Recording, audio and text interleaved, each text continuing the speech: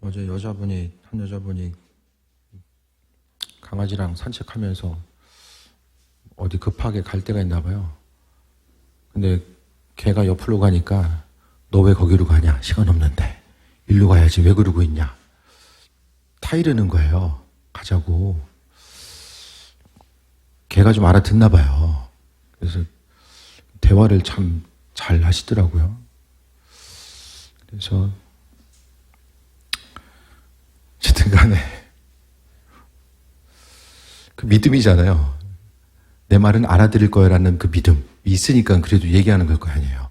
하나만 하는 소리 모르겠어요. 걔를 안 켜봐가지고 모르겠지만은 어쨌든 뭐 적절한 비유로 좀 들긴 그렇지만 그 순간에 어쨌든 주님을 더 찾고 주님이 보이든 보이지 않든 좀 대화하는 삶을 살아야 되는데 참 이 땅 가운데서 눈에 보이지 않는 주님, 하지만 살아역사하시는 주님에 대해서 날마다 주님 보이지 않지만 이게 동행하고 계시잖아요. 그분을 향해서 얼마나 내가 좀 말을 좀 걸어드리고 조용할 때 또 우린 조용할 뇌가 쉴 틈이 없잖아요. 오늘도 얼마나 바쁘셨어요.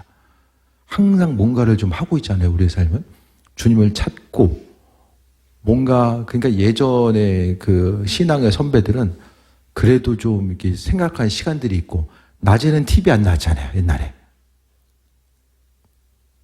5시나 6시 돼야지만이 그래도 TV가 나왔고, 방송사도 보면은 뭐 MBC, KBS, 나중에 이제 서울방송, SBS 생겼잖아요. 케이블 방송이 어디 있어요? 그러니까 항상 이제 뭔가 이제 좀 말씀을 읽을 수 있는 환경, 예배할 수 있는 환경, 또 좀 생각을 통해서 주님을 바라볼 수 있는 거. 그러니까 요즘에는 사람들이 신앙생활을 안 하는 이유 중에 젊은 세대로 가면 갈수록 이 복잡하게 생각하는 걸 싫어하거든요. 그러니까 믿음 생활은 얼마나 생각을 많이 해야 돼요. 주님과의 관계성, 큐티하는 것도 생각해야 되고, 이 기도의 제목 가지고 하나님께 나아가는 것도 이 기도가 주님 보시기에 합한 것인지 아닌지에서도 생각해야 되고, 끊임없이 생각을 해야 되잖아요. 우리나라 보면은 이제 제가 보기에는 서점 없어질 날도 얼마 안 남았어요, 이제. 책 자체가 없어질 날도 제가 봐서는 진짜 얼마 안 남은 것 같아요. 그 보게 되면 점점 더 생각하는 것, 문자를 책을 읽고 나아가는 부분들, 그러니까 점점 세상이 이제 빠르게 지나가고 있잖아요. 근데 이 시대 가운데서 우리가 정말 하나님 말씀대로 삶을 살아가는 거, 그러니까 지금의 모습은요, 좀 그런 생각을 좀 해봤는데, 참 어려울 때 신앙생활을 하는 것 같아요. 그러니까 이전 세대를 보게 되면 항상 같은 교회에 다니지 않다라고 할지라도 옆에 보면 그래도 믿음 좋은 이웃 주민이 그래도 한 사람씩은 있었어요. 옆집이나 옆집이라도 한 사람씩은 있었다니까요. 함께 기도할 수 있는 사람, 신앙적인 대화를 나눌 수 있는 사람. 그래서 교회 가운데서 나누거나 또 옆 교회 나고도 그런 얘기를 나누면서 조금 믿음 생활에 대해서 보호받고 나아갈 수 있는, 영적으로 공급받고 대화할 수 있는 그런 믿음의 동역자들이 분명히 있었다니까요. 근데 점점 더 이제 시간이 가면 갈수록 이제 그 믿음의 1세대들, 2세대들은 이미 이제 천국으로 다들 이사를 많이 가셨잖아요. 이 땅에 남겨져 있는 이들은 믿음의 유산이 이제 흘러와서 쭉 가야 되는데 이게 점점 가면 갈수록 믿음 생활에 대한 깊이가 떨어지는 거예요. 그러니까 설교 말씀을 하더라도 이전보다 훨씬 더, 그러니까 책도 그렇고요. 이전 책들이 정말 중요한 게 뭐냐면 그때는 타이핑을 안 하니까 종이 써야 되잖아요. 그러니까 한 번 더 깊이 생각하고 이제 한 줄 써 내려가는데 이제는 그냥 좀 썼다가 다시 지우고 썼다 지우고 이게 편한 시대잖아요. 그만큼 사람들이 생각하는 힘과 능력이 저하된 것이고, 그렇게 되니까 점점 더 그것과 더불어서 이 믿음 생활을 하는 것 자체도 점점 이게 가벼움에 사람들이 익숙해지는 거예요. 관계성에 있어서도 가벼운 거. 크게 이제 뭐 물건을 사더라도 부담되지 않고 이제 가볍게 접근할 수 있는 거. 그러니까 이렇게 하다 보니까 믿음 생활한다는 것 자체는 뭐냐면 세상의 창조주 하나님에 대해서 인식을 해야 되고, 보이지 않는 하나님과의 관계성을 신경을 써야 되고, 내 눈앞에 펼쳐진 모든 것들이 이 우연적으로 된 것이 아니라 창조주의 손길과 그 은혜 가운데 우리가 살아가고 있음을 그 고백하면서 생각하면서 인생을 살아가는 거죠.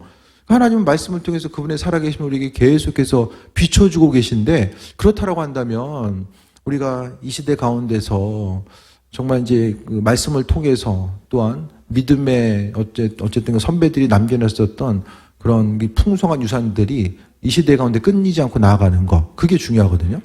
그래서 우리는요, 교회도 그렇고 세상이 각자 옳은 대로 살아가잖아요. 이 점점 더 질서가 무너집니다. 교회에서의 질서도 무너지고, 뭐 학교에서의 질서, 점점 더 질서가 무너지게 되고, 또 윗사람에 대한 권위를 인정하거나, 또 윗사람에 대해서 존중하고자 하는 그런 부분들이 점점 더 사라져 나가잖아요. 그러니까 각자 생각에 옳은 대로 삶을 살아가는 거예요. 점점 가면 갈수록 각자 생각들이 달라지고요. 또 위의 세대는 아래 세대를 이해할 수 없고, 또 아래 세대는 위의 세대를 이해할 수 없는 세대 간에 점점 더 이제 단절들이 나타나게 되잖아요. 그러니까 믿음 생활에 있어서도 교회 가운데 어떤 리더십이 있고 그에 합당한 가르침들이 이렇게 전달돼서 조금씩 이렇게 믿음이 성장해 나가는 이 구조들이 점점 더 어려워지는 거예요. 이렇게 하다 보니까 나타나는 문제가 뭐냐면 믿음의 여정 가운데서도 각자 도생하는 거예요. 이전에는 그래도 이제 그 교회의 셀 리더라든지 또 목회자가 또 전사님이 얘기하면은 그걸 통해서 야, 그럴 이유가 있겠구나라는 생각을 가지고 아주 그냥 그 믿음의 권면 한마디 한마디를 이 긴장감을 가지고서 들었거든요. 긴장하면서 정말 주님의 말씀이라고 생각하고 긴장하면서 그 말씀을 받고 그 말씀을 통해서 주님께서 허락하신 것들이 무엇인지를 생각했고 그런 질서들이 있었잖아요, 교회 가운데서. 근데 점점 더 교회 가운데 이런 질서 체계가 무너지다 보니까 큰 교회 나름대로 이제 제 친구도 보니까 신방을 거의 4개월, 5개월 다니는 것 같아요. 교인 수가 100명, 120명만 돼도 신방을 상당히 이게 기간이 오래되는 거예요. 너무 이제 바쁘고 분주하니까. 그러니까 담임 목회자랑 이렇게 교인 수가 좀 많아지다 보면 개별적으로 대화를 하거나 어떤 삶을 나눌 수 있는 시간 자체가 이제 부족한 거예요. 그런 시간들이 없고 또 작은 교회의 특징 자체는 이제 얼마 안 되다 보니까 계속 얘기를 해주잖아요. 그러니까 그 얘기하다 보니까 이제는 이제 옆에 이제 그 주님 말씀으로 받기보다는 또 저 얘기하는구나. 이렇게 이제 돼버리는 게 이제 큰 교회는 큰 교회 나름대로 작은 교회는 작은 교회 나름대로 이제 하나의 또 이제 여러 가지 이제 문제점들이 이제 발생하는 거예요. 그렇게 되다 보니까 이제는 각자 소견에 옳은 대로 스스로 이제 믿음을 지켜나가야 되는 시기가 된 거예요. 쉽게 얘기하면 각자 다 단임 목회하는 시대가 됐다라는 거예요. 자기 목회, 개인 목회를 하는 거예요, 여러분이 스스로. 교회 가운데서 리더십이 이제 문제가 생기고 이런 그 신앙 유산들이 전달이 끊어지고 전체적인 상황 가운데서 교회의 전체적인 이 흐름 자체가 이제 한국 가운데서 이루어지고 있고요. 그렇다고 한다면은 이전보다 우리가 스스로 가지고 있는 믿음을 지키고 나아가기 위해서 내 믿음을 어떻게 지키고 나아갈 것인가. 그러니까 교회 전체가 다 기도하는 분위기인데 나만 기도 안 해. 그러면 좀 이상하지 않아요? 근데 다 기도하는데 나도 기도 안 해. 그러면은 별로 이상할 게 없는 거예요. 시대적인 흐름 자체가 이제 점점 더 그렇게 가고 있다라는 거예요. 이전에는 주일날만 예배드리면 어떻게 주일날만 예배드리냐고 그렇게 얘기했잖아요. 근데 다들 그냥 주일날만 예배드리다 보니까 이게 이제 당연시, 그래도 주일 하루 나오면 됐지. 이런 식으로 이제 분위기가 이제 조성되고 이게 더 심해지면은 이제 불교 신자들은 저기 초파일에 한 번씩 이제 가잖아요.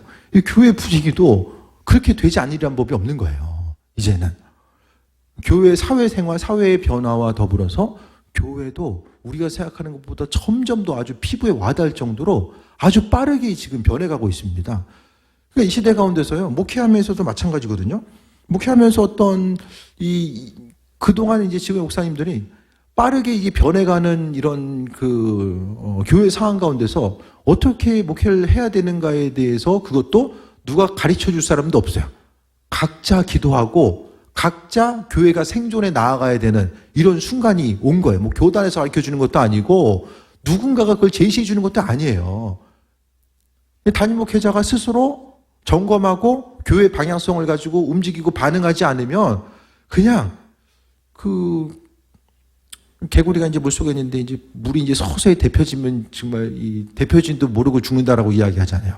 그 마찬가지로 세상은 점점 더 데펴지고 있는데 교회가 그것에 대해서 세상은 빠르게 데펴지는데 교회 공동체 안에서는 그거 사실을 이제 모르다 보면은 나도 모르는 사이에 내 믿음 지킬 수 없게 되는 거죠.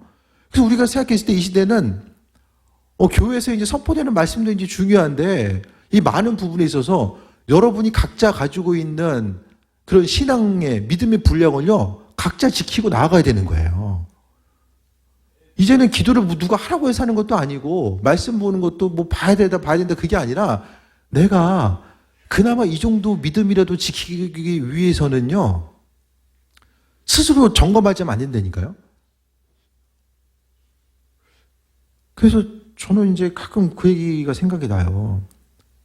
그 수영 강습받을 때 강사님이 몸은 점점 안 좋아진다. 수영할 때도 보면 좀 연세 드신 분들이 많이 이제 또 배우시니까.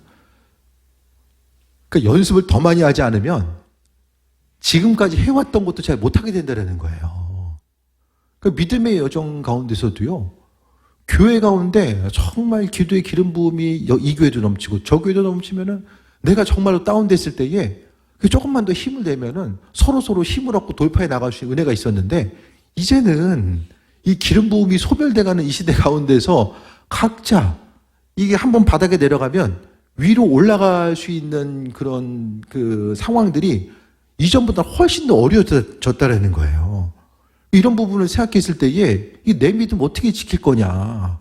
내가 믿음을 지켜야지만이 주변에 있는 사람들도 믿음 지키고 나아갈 수 있거든요.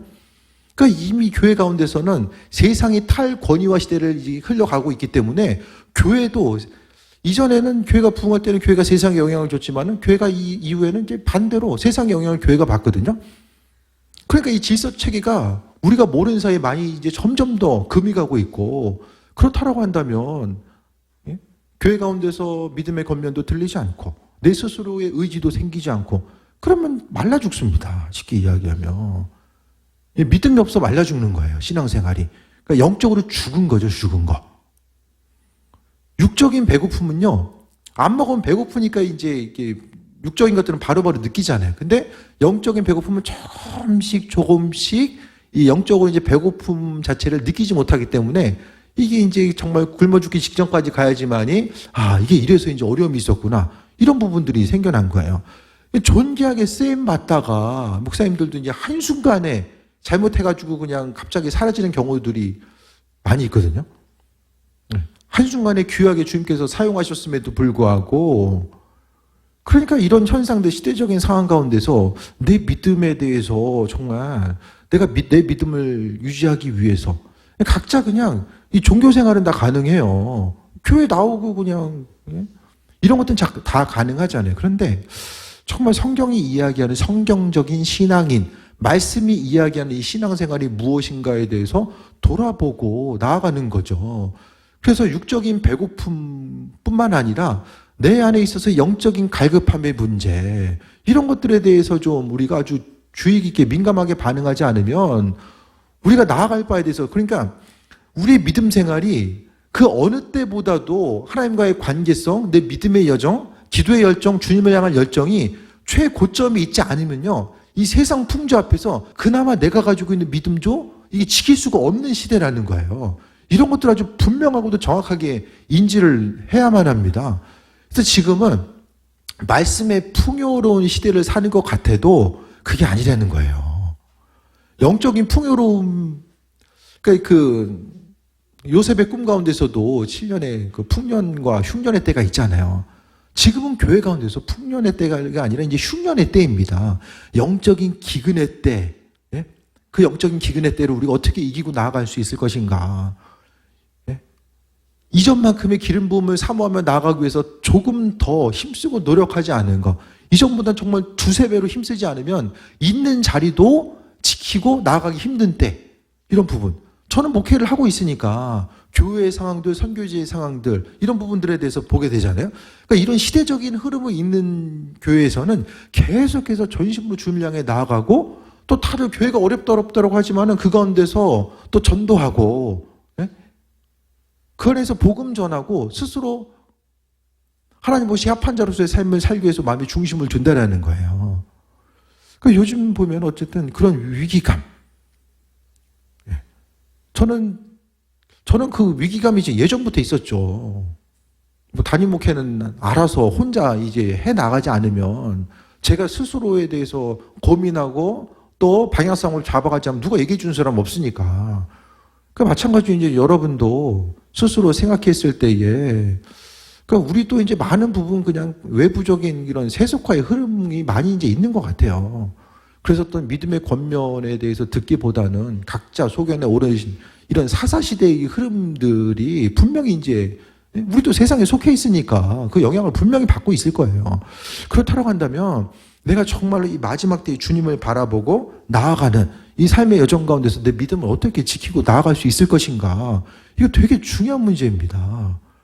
썩어 없어질 것에 소망 두기보다는 하나님 말씀 가운데서 삶을 살아가고, 그러니까 우리가 오늘 본문의 말씀을 통해 보면 하나님의 사람은 하나님의 사람으로서의 증거가 있다라고 분명히 말씀하고 있어요. 성령의 사람, 하나님의 사람, 내가 천국 백성인지 아니면은 아닌지에 대해서 분명히요, 우리가 천국 갈지 지옥 갈지는 뭐 죽어봐야 하는 것이 아니라 하나님 나라의 백성은 그 합당한 증거들과 열매들이 맺혀진다라는 거. 그러니까 성경은 반드시 우리가 알아야 되는 것들에 대해서는 모호하게 이야기하지 않아요. 아주 분명하고도 정확하게 이야기합니다. 그러니까 그리스도인의 증거가 뭐냐? 성령의 열매로서 우리에게 말씀하고 있어요. 성령은 하나님의 영이고 그분의 영이 내 안에 있을 때에 합당한 증거들이 나타난다는 거예요. 그러면서 16절에 내가 이르노니 너희는 성령을 따라 행하라. 그리하면 육신의 욕심을 이루지 아니하리라. 육신의 문제가 급한가? 영의 문제가 급한가? 단순히 눈앞에 펼쳐진 것들을 해결하는 것, 육신의 문제와 필요를 해결하는 것도 중요하지만 우리에게 있어서 영적인 문제에 대해서 분명하게 중심을 둘 것을 이야기하고 있고요. 그러면서 육체의 욕심을 이야기하거든요. 주의 말씀대로 살아가는 사람, 성령 충만한 사람은 성령의 열매가 있고요. 육신대로 삶을 살아가는 사람들은 그에 합당한 육신을 통해서 맺게 되는 그러한 결과들이 있다는 것을 이야기합니다. 그래서 육체의 소욕은 성령을 거스리고 성령은 육체를 거스르라니. 이게 굳이 뭐 설명하지 않아도 무슨 얘기인지 알잖아요. 은혜로 충만할 때는요, 주님 원하시지 않는 것들 하기가 싫어져요. 반대로 은혜가 없으면 주님 원하시는 것들이 의무가 되고, 이거 뭐 이렇게까지 해야 돼, 이런 생각이 든다니까요. 그럼 우리가 알잖아요. 내가 지금 육체의 소욕 가운데 이끌려서 사냐, 아니면 성령의 인도하심 따라 삶을 살아가느냐. 굳이 뭐 다른 사람은 몰라도 나 자신은 누구보다도 잘 알고 있잖아요. 내 안에 있어서 어떤 미지근한 신앙이 아니라 주님 보시기에 합한 자로서의 삶을 살아가는 거. 그래서 계속해서 거스르고 막 그 성령과 성령의 인도하심을 받는 것과 육신의 소욕이 계속해서 싸워. 맨날 싸워. 싸우다 끝나. 그 언제 주의 일들을 이루어갈 것이며 주님께 언제 쓰임받는 삶을 살아갈 수 있을 것인가. 싸우다 끝나. 고민하다가. 이러면 안 된다는 거예요. 18절에 너희가 만일 성령의 인도하시는 바가 되면 율법 아래 있지 아니하리니. 성령 인도하심이 있으면은 그냥 기쁨으로 주의 말씀을 행하게 돼요. 기쁨으로. 예배 드리는 것도 그렇고 기도하는 것도 그렇고 누가 시켜서 하는 게 아니라 내가 기쁨으로 하고 싶어서 한다니까요. 뭐 예배 이렇게 드리세요. 기도 이렇게 하세요. 제가 요즘에 얘기 잘 안 하는 이유는 그 기쁨이 있어야 되잖아요. 그렇게 얘기해가지고 뭐 해봤자 뭐 얼마나 하겠습니까? 한두 달 하겠어요? 그 한두 달 그렇게 하는 거 주님 기뻐하시겠습니까? 내 마음에 기쁨 없이 행하는 건 주님 기뻐하지 않으세요. 마음의 기쁨을 가지고 주께 소리를 기뻐하신 것처럼 우리도 기쁨으로 주께 나아가는 거. 그러니까 성령의 인도하심이 있을 때에 그와 같은 충만함이 있는 거죠. 그래서 성령이 인도하시는 바가 되면 율법 아래 있지 않는다. 인생 신나고 기쁘게 살고 싶지 않으세요? 금요일날 특히 보면 다들 힘들어 보여. 그냥 다들 얼마나 다들 고생 많으셨어요 오늘도. 뭐 집에 계신다고 해서 뭐 집에 일이 없는 게 아니잖아요. 다들 바쁘고 분주하게 인생 사는 게 쉽지 않잖아요. 성전에 와서는 정말 하나님 허락하신 은혜를 공급받고 나아가는 거. 눌리고 힘든 일이 있어도 정말 이 시간 예배 가운데 하나님께서 성령 가운데 성령의 그 세밀한 음성 가운데 말씀하시는 그 한마디 음성 가운데 우리가 세임 먹고 나아가고 교회 가운데 하나님의 예비하심 그 은혜로 충만하게 경험하는 거죠. 그래서 우리는요 하나님의 은혜가 아니면 우린 가능성이 없는 존재예요.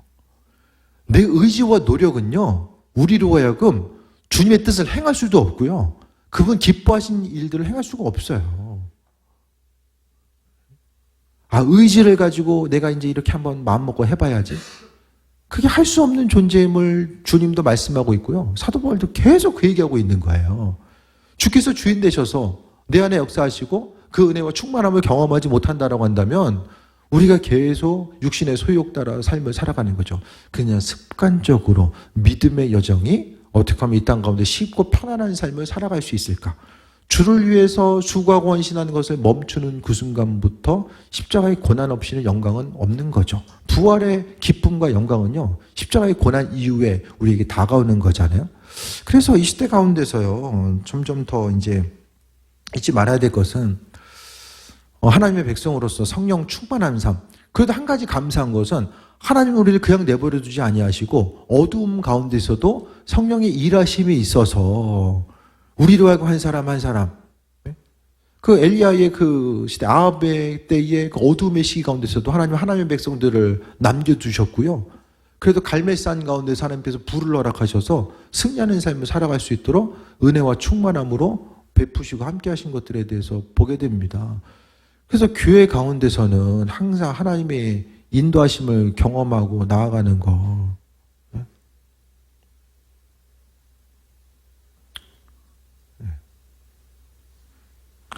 친구 목사님이 어떤 그런 얘기를 하는 거예요. 교회 가운데 어떤 그 선교팀장님과 더불어서 선교지를 정하고 결정하고 있어서 이제 그런 좀 문제들이 좀 이게 생긴 거예요. 선교팀장님하고 이제 어떤 선교사님은 이제 코드가 맞는데 담임 목사님하고는 안 맞는 거예요. 이게 안 맞아요. 그래서 교회에 조금 이제 선교 부분에 대해서 어려운 일이 있을 수 있는데 그런 얘기를 이제 선교팀장님한테 얘기한 거예요. 그랬더니 그 선교팀장님이 이제 잘 수긍하고 나아가는데 기도하는데 그 팀장님, 선교팀장님이 기도하는데 마음에 감동 주시기를 얼마 전에 이 목사님보다 앞서가지 마라. 그 마음을 쥐어떼려는 거예요. 앞서가지 말라고. 그러니까 본인이 마음속에 받은 게 있으니까 또 교회 가운데서 좀 교회 질서가 깨지지 않고 교회가 더 은혜스럽게 나아갈 수 있는 거. 이게 맞는 것 같은데 목사님 왜 이렇게 이야기하지? 이런 식으로 계속해서 부딪히면 교회 얼마 못 갑니다. 그 교회 가운데 서로 기도하다 보면 누군가가 어쨌든 우리가 지혜가 없잖아요. 지혜가 없다 보면은 눈에 보이는 상황이 전부인 줄 알고 보이는 상황이 전부인 줄 알고 움직이거든요. 근데 교회는 영적인 공동체입니다. 눈에 보이는 것이 옳고 그름을 떠나서 정말 하나님께서 원하시는 부분이 뭘까에 대해서 더욱더 고민하지 않으면 안 된다라는 거예요. 그래서 이 시대 가운데서 하나님은 끊임없이 그분의 뜻과 인도하심을 비춰주시고 함께 해주시는 거. 그래서 교회가 정말 은혜스러운 교회가 되기 위해서는 스스로 기도하고 성령께서 마음에 주시는 감동 따라서 움직이고 반응하는 거. 그 사소한 감동에 대해서 놓치면은 교회에서 통성 기도하고 기도 왜 하는 거죠? 주의 음성에 귀를 기울이려고 하는 거잖아요. 주님을 향해서 계속해서 두드리는 것은 그 순종하려고 두드리는 거잖아요. 그래서 마음의 감동 따라 주님이 허락하시는 그 은혜와 충만함이 뭘까? 그 부분에 대해서 다시 한번 돌아보고 교회가 무슨 일을 하든지 간에 이게 주님이 원하시는 거냐 아니냐 이걸 보고서 움직이고 반응했을 때 새 먹고 나아가는 거죠. 이게 세상 이치에 맞냐 아니냐 이걸 지금 할 수 있는 거냐 없는 거냐 이거를 일일이 따지기 시작하면 아무것도 할 수가 없다라는 거예요. 그래서 성령의 충만함과 인도하심. 그래서 육신의 생각은 주의 일에 도움이 되는 것처럼 보여도 결국에는 내 생각과 관점, 주님 없이 내가 끊임없이 생각하고 고민하는 그 부분은요, 절대로 우리가 영적인 생각, 아버지의 생각을 또 아우를 수도 없고 또 생각할 수도 없다라는 거예요. 육체의 일은 19절 통해서 이제 나눠서 이야기하죠. 육체의 일은 분명하니 음행과 더러운 것과 호색과 그러니까 이제 성적인 범죄. 그러니까 한 사회에 있어서의 그 어떤 타락의 지표의 가장 중요한 부분이 영적인 타락입니다. 영적인 타락. 성적인 타락이 이제 근본적으로 영적인 타락과 연결되는 거거든요.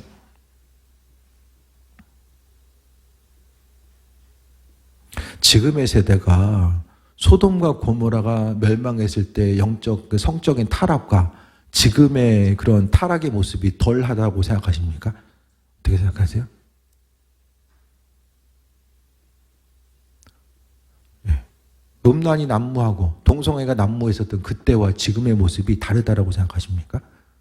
더하면 더했지 덜한 시대가 아니거든요.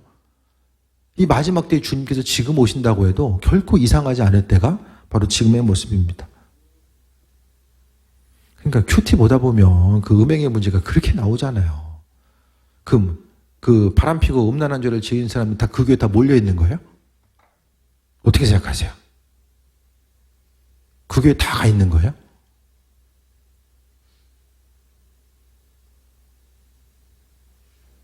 거기의 특징은 자신의 개인적인 이야기를 다 있는 그대로 다 기록해서 오픈한 거잖아요. 그럼 다른 데는 좀 덜 할 거라고 생각하십니까? 이런 문제들이. 육체의 일은 몸이 원하는 대로, 육신이 원하는 대로, 그냥 마음 가는 대로 몸이 움직이다 보면 어떻게 되죠? 이게 육체의 일이라는 거야. 더러운 것과 호색하는 것도 우상숭배. 우상숭배와 주술과 우상숭배와 주술은요, 하나님께서 말씀하신, 제가 말씀드리잖아요. 이 타종교를 따르는 것만 우상숭배가 아니라 신앙생활을 하나님께서 말씀하신 이 신앙의 방법이 있는데 그 방법과는 전혀 상관없는 나름대로의 방법 가지고 신앙생활하는 거예요. 그게 우상숭배입니다. 하나님의 말씀대로 말씀하신 바가 무엇인지를 깨달아 알고 그 은혜 가운데 삶을 살아가는 것. 그래서요, 우상숭배하는 것 대부분의 모습이 돈을 사랑하고 돈을 위해서 믿음을 버리고 돈 때문에 믿음의 여정 가운데서도 갈등하고 고민하고. 그러니까 이 시대 가운데서요, 우상숭배, 이 성경은요, 다른 것보다도 이 우상숭배의 문제를 상당히 가장 심각한 것으로 받아들이게 됩니다. 우상숭배의 핵심은 주인을 잃어버린 거예요. 어떤 일을 결정하고자 했을 때에 주님의 뜻보다는 눈에 보이는 환경에 대해서 더 깊이 생각하고 나아가는 것. 시간이 빨리 지나가잖아요. 이 땅 가운데 몸을 가지고 있다는 건요, 육신이 원한 대로 죄 짓는 데 우리의 몸을 사용하는 것이 아니라 하나님께서 원하시는 부분, 뭔가 선하게 열매 맺는 부분을 이야기합니다. 그래서 육신의 일은요, 음행하는 데 나아가고요, 우상 숭배하는 거, 주인을 잃어버리고 내가 삶에서 내 삶의 주인이 내가 되어서, 그래서 사사시대의 특징은 각자 왕이 없으므로 각자 소견에 옳은 대로 살았다. 지금이 사사시대인 거예요. 각자 소견에 옳은 대로 삶을 살아가는 시대가 바로 지금의 시대라는 거예요. 믿는 자로서 온전한 삶을 살아가는 거, 또 하나님의 뜻대로 삶을 살아가는 것이 아니라 각자 생각대로 소견대로 삶을 살아가는 거. 그러면서 20절에 보니까 원수 맺는 것과 분쟁과 시기와 분냄과 당지는 것과 분열함과 이단과. 관계 조심해야 됩니다. 관계 조심해야 돼요. 육신의 소욕의 특징이요, 내 생각대로 꽉 채워져 있으면 문제는 이분법이 생겨요. 내 마음에 드는 사람, 안 드는 사람. 이 둘로 나눠집니다. 내 마음에 들지 않는 사람이 있을 때에 내 육신적인 본성은요, 그냥 그런가 보다, 나와는 다르구나, 나와는 다르다라고 생각하지 않고 나와는 저 사람은 틀린 거야, 나는 옳고 저 사람은 틀린 거야, 이런 이분법적인 생각이 확연하게 드러나는 거죠. 그렇게 됐을 때 나타나는 원수돼요. 부모적인 원수도 아닌데 원수처럼 돼요. 보기도 싫고요, 얘기하기도 싫어요. 아무리 선한 얘기를 한다라고 할지라도 듣기가 싫은 거예요. 아, 저 사람 저거 뒤에서 포장하는 거 아니야? 뒤에서 딴소리 하는 거 아니야? 원수 맺는 거. 분쟁과 시기와 분냄. 생각이 다르고 틀리다고 생각하니까 끊임없이 문제들이 생겨나요. 시기하고, 다른 사람이 잘 되는 거 싫어하고. 네? 나와 생각이 다른 사람이 잘 되는 거 시기해요. 싫어하고. 내 육신의 소욕은 그렇다니까요. 어떠세요?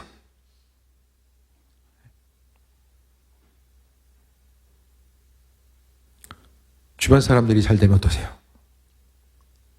아, 축하하면서 이거 내가 잘 됐어야 되는데. 네?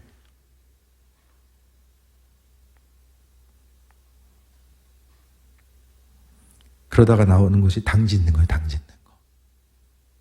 너네 편, 우리 편. 1분단, 2분단, 3분단이 교회에서 나눠져. 네?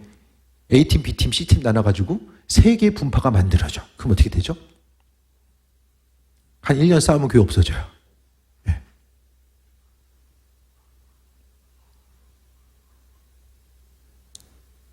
한 어린이집, 김평생 목사님 사모님이 이제 어린이집 선생님이잖아요. 있던 어린이집이 이제 문을 닫게 생겼어요. 그래서 이제 남은 아이들이 이제 움직여야 돼. 그럼 어떤 어린이집으로 갈 것이냐.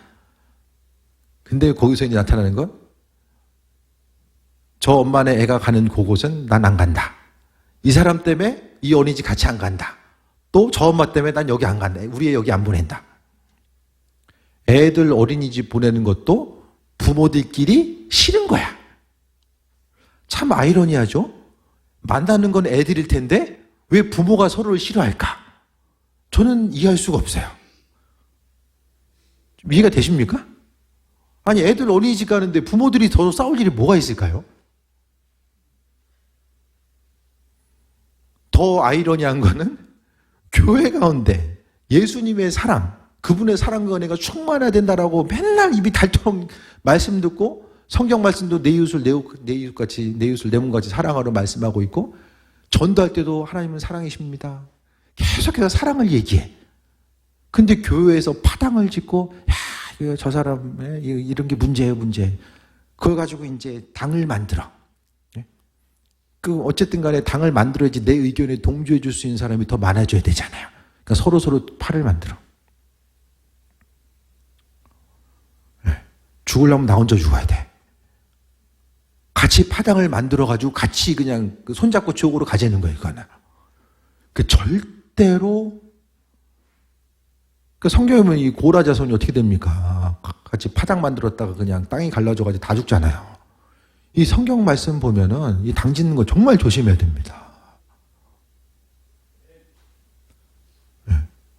그러니까 교회에서요, 막 어떤 세상이 이야기하는 살인죄, 여러 가지 죄악보다 오히려 더 성경이 아주 핵심적으로 지목하고 있는, 제가 생각하는 것은 어떻게 생각하면 이 우상숭배와 더불어서 비슷한 레벨에 있는 게 사람 미워하는 거예요. 성경에 언급하는 이 분량을 봤을 때는 오히려 우상숭배보다는 이 당짓고 이 분쟁을 만들고 서로 시기하고 다툼하는 이 부분에 대해서 여기 보면은 우상숭배와 주술 이거보다는 원수 맺고 분쟁과 시기와 분냄과 당짓고 분열함, 이거 지금 훨씬 더 이 관계의 문제를 더 많이 이야기하고 있거든요.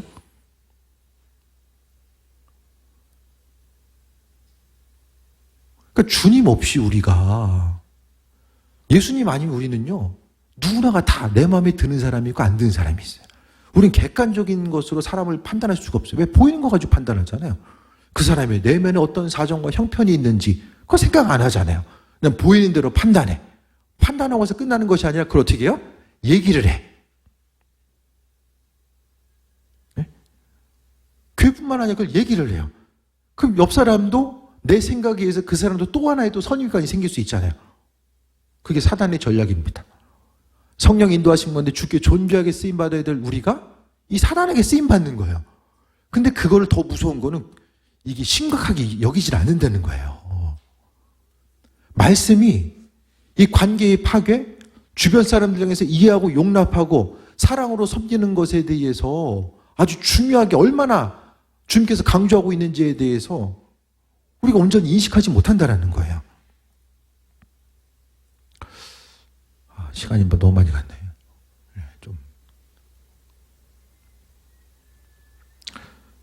그래서 무엇보다도 관계 중요하게 여겨야 됩니다. 관계 통해서도 축복이 오고요. 이 관계 망가지면요, 다 망가져요. 의심 들어오면 성경 읽어보세요. 율법의 대부분의 내용도요, 관계법이에요. 예수님도 이 땅에 오셔서 이 관계를 얼마나, 주변 한 사람 한 사람을 얼마나 귀하게 여겼는가, 이런 부분들을 돌아보게 되면 성령의 사람들, 하나님의 백성들이 어떤 삶을 살아가야 되는가. 21절 다시 한번 보면 너에게 경계한 것까지 경계하노니, 21절에 투기와 술 취함과 방탕함과 또 그와 같은 것들이 전에 너에게 경계한 것까지 경계하노니 이런 일을 하는 자들은 하나님 나라를 유업으로 받지 못한다. 당짓고 분쟁하고 우상 숭배하고 또 음행하는 자들은 하나님 나라에 들어가지 못한다는 거예요. 죄가 죄인지를 알면서도 끊어내지 않고 반복적으로 움직이는 그런 부분에 대해서 이야기하는 거고요. 반대로 성령께서 우리 안에 계셨을 때 나타나는 현상이 뭐죠? 성령의 열매.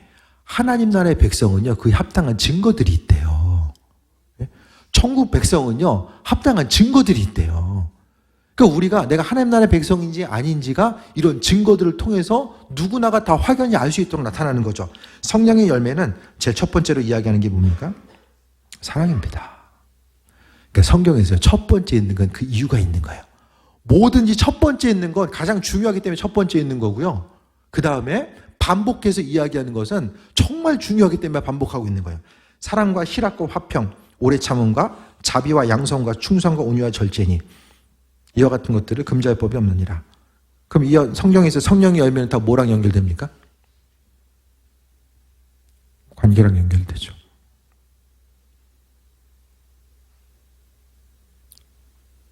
혼자 있어서 되는 것이 아니라 관계 때문에 지금 이 얘기를 하는 거예요. 나는 참 하나님과의 관계가 좋고 믿음이 좋은데 주변 사람들과 관계는 어려워. 그건 잘못된 거예요. 그건 잘못된 거예요. 하나님과의 관계성이 온전히 세워져 있으면 주변 한 사람 한 사람과의 관계성도 바로 세워질 수밖에 없다라는 거예요. 그래서 주님께서 말씀하신 이런 부분들에 대해서 생각했을 때에 내 생각과 관점이 아니라 정말 내 안에서 그리스도 예수 주님이 계시면, 그러니까 내 안에서 주님이 다른 사람들을 바라볼 때에 어떤 마음을 가지고, 아버지의 마음을 가지고 바라보게 되는 거예요. 그래서 그 한 사람 한 사람을 사랑하게 되고 내 마음에 희락과 화평이 있어서 이해하고 용납하고 오래 참아주고 자비함과 양선이 있어서 그 한 사람 한 사람을 용납하면서 서로 세워주고 나아갈 수 있는 그 은혜와 충만함이 있고 또 온유하고 절제하는 마음, 오래 참고 절제하고 있는 거. 꼭 다른 사람을 향해서 막 이 얘기만 하고 싶은데 그 절제하는 거예요. 또 마음의 온유함을 가지고 삶을 살아가는 것. 그래서 이와 같은 것을 금지할 법이 없다라고 이야기합니다. 그래서 24절에 그리스도 예수의 사람들은 육체와 함께 정욕과 탐심을 십자가에 못 박았느니라. 몸이 원하는 것. 주님 원치 않음에도 불구하고 몸이 원하는 것들이 있거든요. 이것 한 가지에 대해서 우리가 정말 조심하지 않으면 나도 모르는 사이에 죽게 쓰임받아야 될 우리의 존귀한 삶이 그렇지 못한 방향으로 나아갈 수밖에 없음에 대해서 말씀드립니다. 그래서 25절에 만일 우리가 성령으로 살면 성령으로 행할지니, 기도하고 성령 충만함 가운데 삶을 살아가고자 한다면 성령으로 행하라. 말씀 따라서 온전한 삶을 향해서 나아가고자 하고 은혜 가운데 나아가고자 하는 것. 그래서 믿음 생활하면 누군가 옆에서 좀 나 자신이 좀 변화된 모습을 주변에 누군가는 좀 그래도 조금씩은 좀 알아차릴 수 있는 정도 자체는, 그 정도는 좀 돼야 되지 않을까. 크게는 아니더라도 그 작은 것 하나라도 좀 배려하면서 삶을 살아가고. 근데 우리가 안 되잖아요. 우리 노력 가지고 안 되잖아요. 그러니까 더 주님 더 의지하고 내가 하나님의 백성으로서 주님으로부터 채움받는 귀한 삶을 살고자 합니다. 그래서 주님의 향기가 드러내고자 합니다. 이런 마음의 결단을 향해 나아가는 거죠. 26절에 헛된 영광을 구하여, 주님과는 상관없는 것들이죠. 헛된 영광을 구하여 서로 노엽게 하거나 서로 투기하지 말지니라. 결국 성령 충만함을 이야기하면서 관계를 다시 한번 이야기하고 마무리하고 있어요. 이야기를 다 누구한테 하는 거죠? 교인들한테 하는 거죠. 교회 가운데서 하지 말라는 거예요. 교인들과의 관계성을 이렇게 가져가려는 거예요. 그래서 교회에 와서는요, 한마디 한마디 할 때마다 또 행동할 때마다 주님의 사랑이 그 안에 풍성함으로 나타날 수 있도록. 그래서 교회만 오면 정말 은혜가 있어서 야, 이게 천국이 여기구나. 우리가 육신적인 소욕에 대해서 죽이고 하나님의 백성으로서의 온전한 삶을 살아가는 것. 어떤 부정적인 얘기가 들릴 때는 어떻게 해야 됩니까? 마음속에 나는 모르지만 그럴 만한 이유가 있겠지라고 생각하고 판단하는 것을 유보해야만 합니다. 부정적인 생각이 흘러가고자 했을 때에 그것을 주님의 사랑과 은혜로 바꿔 나갈 수 있는 그것이 바로 교회의 성숙함입니다. 하나님의 백성의 성숙함이죠. 사단은 끊임없이 분란과 분쟁을 일으키고 편을 가르고 진리체계, 질서체계를 파괴하고 또 하나님의 백성으로서의 삶을 살지 못하게 하는 거, 교회의 세속화를 이야기하는 거죠. 하고 싶은 거, 육신에 나는 몸이 있는데요. 그 몸이 원하는 대로 삶을 살지 말라고 성경이 이야기하니까 얼마나 힘들겠어요. 그게 얼마나 힘들겠어요. 주님은 우리에게 고통스러운 것을 요구하는 게 아니에요. 그러니까 결국 내가 더 기뻐한 일이 있으면 다른 거 끊을 수 있다라니까요. 내가 주님을 기뻐하면요, 내 육신의 소욕이 끊어지는 거예요. 주님을 기뻐하는 마음이 있으면 다른 어떤 것에 집중하는 것이 그냥 자연스럽게 싫어지는 거예요. 막 인간적인 갈등과 고뇌를 가지고 이거 하고 싶어야 돼, 내가 금욕하고 절제하고 그냥 억지로 이거 해나가야 돼, 이게 아닌 거예요. 아버지의 사랑과 은혜와 인도하심을 또 말씀드립니다. 삶의 여정 가운데 새해 먹고 나아가며 우리가 기쁨으로 신앙생활하고 교회 가운데 서로서로를 배려하고 또 섬기고 그것을 통해서 오늘도 얼마나 다들 힘든 하루 보내셨어요. 교회에 와서 주님 허락하신 은혜, 또 주님께서 우리 교회 한 사람 한 사람을 통해서 서로를 또 위로하고 또 어루만지시고 함께 하시는 그 은혜와 풍성함을 누리는 것. 예? 그 은혜와 기쁨이 우리 심령 가운데 먼저 있어서 주께 영광 돌리는 귀한 삶 되시기를 축원드립니다. 기도하겠습니다. 아버지 은혜 감사드립니다. 부족한 우리들이 하나님 말씀대로 사는 것 자체가 힘들고 버거운 일이지만 아버지께서 주인 되셔서 새해를 이루신다라고 말씀하셨습니다. 겸손하게 주 앞에 쓰임받게 해주시고 아버지 하나님 내 생각 관점대로 살지 않게 해주시며 주님 판단하지 아니하고 오직 주님의 사랑의 눈빛으로 서로를 바라보고 하나님 나라의 확장을 해서 쓰임받게 해주옵소서. 분쟁과 다툼이 있는 곳에 우리가 속해 있을 때에 그곳에서 화평을 만들어낼 수 있는 그런 하나님의 사람 존재한 삶으로만 함께하여 주옵소서. 은혜 위원회 주신 것 감사드립니다. 영광 받으시옵소서. 예수님의 이름으로 기도드립니다. 아멘.